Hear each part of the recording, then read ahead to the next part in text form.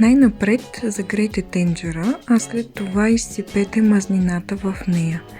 Добавете лукът и оставете за кратко да се задуши под капак. След това добавете настърганите моркови и сладкият сушен червен пипер, който е смлян.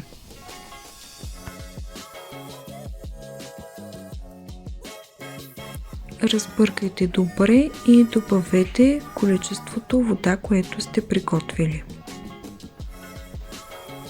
След това добавете и овесените ядки и отново разбъркайте добре.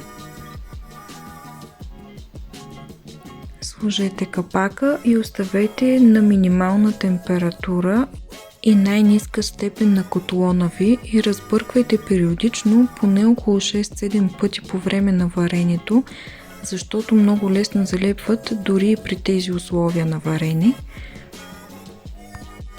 След като са поели всичката вода, изключете котлона и оставете известно време, поне за около 10-15 минути, да стоят похлупени.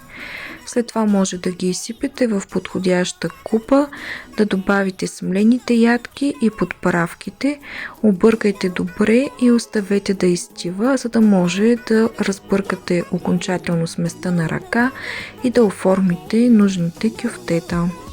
Може да ги оформите в форма, която на вас ви харесва. Печете на 180-200 градуса за около 30-40 минути да ви е сладко.